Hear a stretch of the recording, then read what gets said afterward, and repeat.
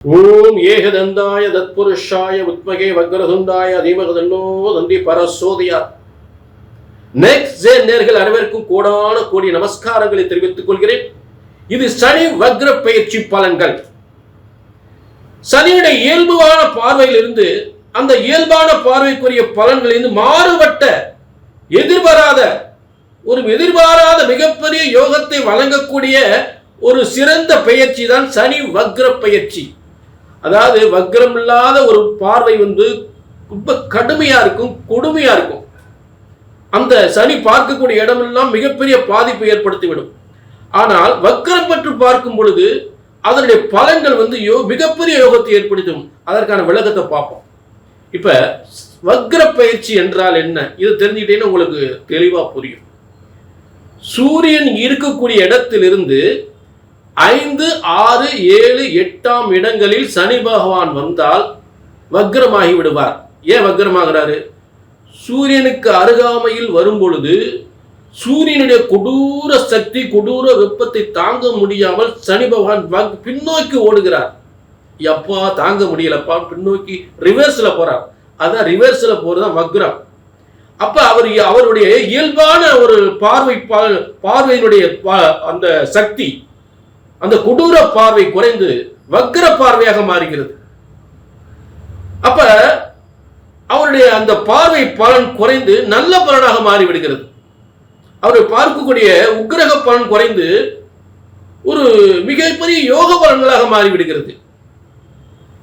இதுதான் சனி வக்ர பயிற்சியினுடைய பலன்கள். புரிஞ்சுட்டீங்களா? சனி வக்ரம் இல்லாம எந்த இடத்த பார்த்தவரோ அதெல்லாம் யோகமா மாறிடும்.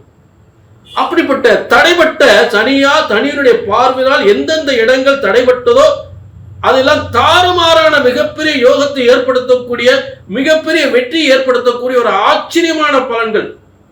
தடைப்பட்ட வியாபாரம், தடைப்பட்ட பொருளாதாரம், தடைப்பட்ட பதவி, தடைப்பட்ட அரசியல், அரசாங்க உத்தியோகங்கள் அனைத்துமே நல்ல தடைப்பட்ட திருமணங்கள், தடைப்பட்ட சொத்துக்கள், தடைப்பட்ட கோர்ட்டு வம்பு வழக்குகள் அனைத்தும் அனைத்துமே தாறுமாறான வெற்றியை தரக்கூடிய சனி வக்ர பயிற்சி.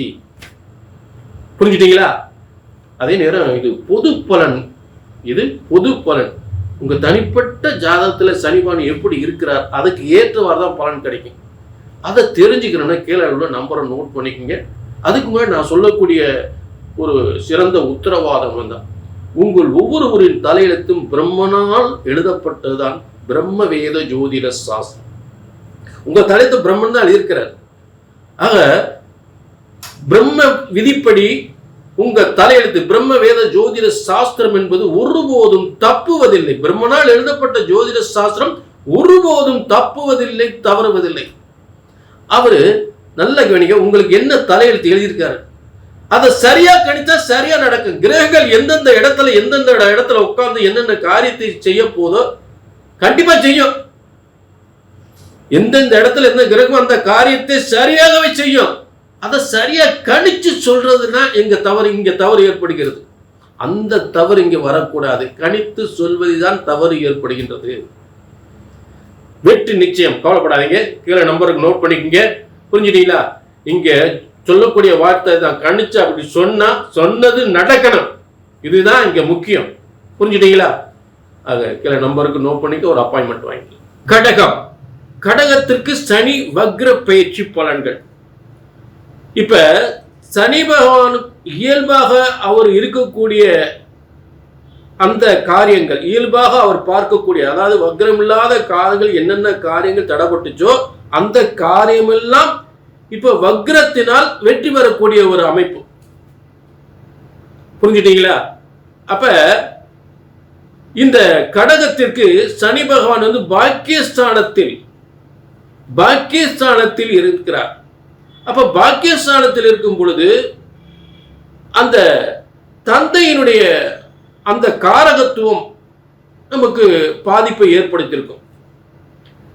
9ஆம் இடத்தில் இருக்கும் பொழுது தந்தையுடைய பாதிப்பு ஏற்படுத்தியிருக்கும். அது கண்டிப்பாக நிவர்த்தி அடையும். முதல்ல 9ஆம் இடத்தில் இருக்கும் பொழுது அப்ப தந்தைக்கு முன்னேற்றத்தை கொடுக்கும். இவருக்கு ஜாதகருக்கு உயர்ந்த முன்னேற்றங்கள், உயர் பதவிகள், தடைப்பட்ட உயர் பதவிகள், தடைப்பட்ட பொருளாதார முன்னேற்றங்கள், அரசாங்க அரசியல் மிகப்பெரிய ஒரு முன்னேற்றங்கள் ஏற்படுவதற்கு, மிகப்பெரிய சாதனைகள் புரிவதற்கும் வாய்ப்புகளை கொடுக்கும். எத்தனையோ விதமான பிரச்சனைகள் சோதனைகள் எல்லாம் கண்டிப்பாக ஏற்பட்டிருக்கும். ஏன்னா அவர் கடகத்தை எங்க இருந்து பார்க்கிறாருன்னா 11ஆம் இடத்தை பார்ப்பார். கடகத்துக்கு 11ஆம் இடத்தை அவர் முதல்ல உக்கிரகமா பார்த்திருப்பார். அப்ப 11ஆம் இடம் என்பது அதாவது ஒரு வாழ்க்கையில் முன்னேற்றம், நிறைய போராட்டங்களை சந்திக்க வேண்டிய நிலை. அந்த போராட்டங்களுக்கெல்லாம் ஒரு முடிவு ஏற்பட்ட அதாவது எந்த ஒரு வெற்றியும் முழுமையா பெற முடியாமல், எந்த ஒரு காரியத்தையும், எந்த ஒரு தொழில்கள், வியாபாரங்கள், வருமானங்கள், அரசியல், அரசாங்கங்கள், உயர் பதவிகள் எல்லாம் முழுமையான வெற்றி பெறாமல் அப்படியே தடைப்பட்டு போய் அந்த இதுக்கு ஏதாவது ஒரு பிரச்சனைகள் வந்துகிட்டே இருக்கும். அது அனைத்துமே வெற்றி பெறக்கூடிய நிலையில் ஏற்பட்டு போகும். அதாவது ஒரு ஆச்சரியப்படக்கூடிய ஒரு யோகங்கள் நடந்துரும். ஆச்சரியமா ஒரு யாரை சந்திக்கணும், யாரை பேசணும், எந்த அதிகாரியை பார்க்கணும், எந்த அதிகாரியை நமக்கு அப்பாயின்மெண்ட் கிடைக்கல, எந்த உத்தியோகம் தடைப்பட்டுச்சு, எந்த வேலை வாய்ப்பு தடைப்பட்டுச்சு, எந்த பதவி உயர்வு தடைச்சு, அதை பூரா நடந்துடும். அது எல்லாமே ஒரு அற்புதமா நடந்துடும். ஆச்சரியப்படக்கூடிய நிலையில் நடந்துடும்.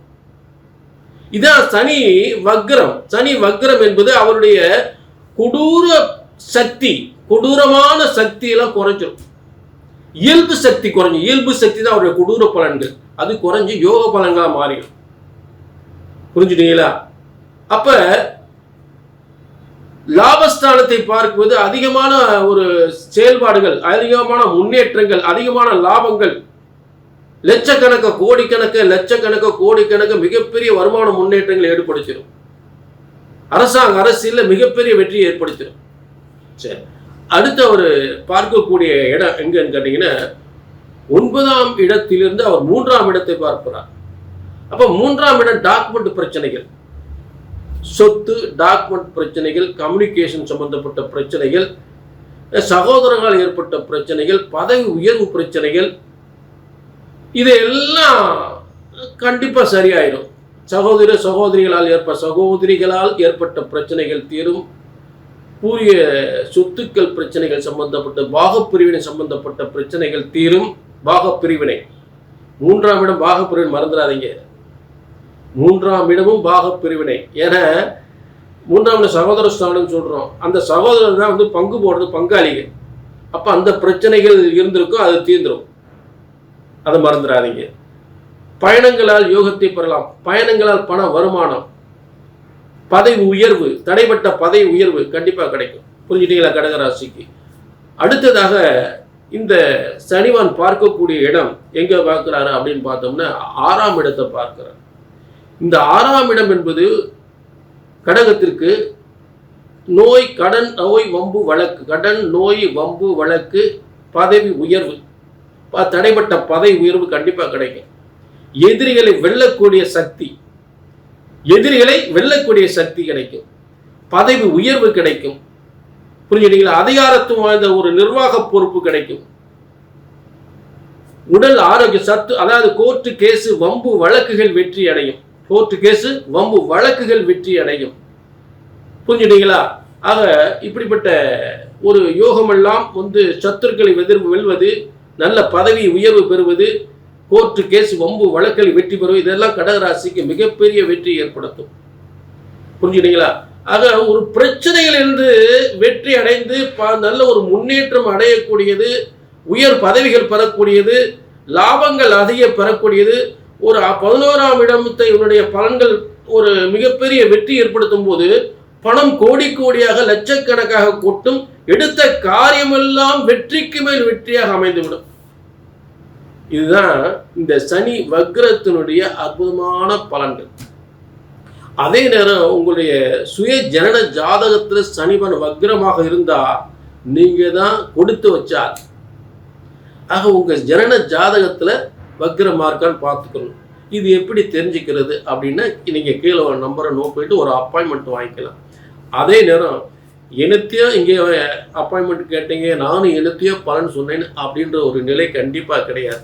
ஏன்னா பிரம்மனால் படைக்கப்பட்டதுதான் ஜோதிட சாஸ்திரம். ஜோதிடம் ஒருபோதும் தப்புவதில்லை, தவறுவதில்லை. அதை பிரம்மனால் படைக்கப்பட்ட உங்க தலையெழுத்தை அந்த ஜோதிடராகிய நாங்கள் சரியாக கணித்தால் சரியாக நடக்கும், தப்பா கணிச்சா தப்பா நடக்கும். ஜோதிடம் ஒருபோதும் பொய்ப்பதில்லை, ஜோதிடம் ஒருபோதும் பொய்ப்பதில்லை. புரிஞ்சுட்டீங்களா? கணிக்கிற விதத்துல தான் இருக்கு, கணிச்சு சொல்ற முறை தான் தப்பா போயிருது. ஆக கீழே நம்பர் நோட் பண்ணிக்க, ஒரு அப்பாயின்மெண்ட் வாங்கிக்கோங்க.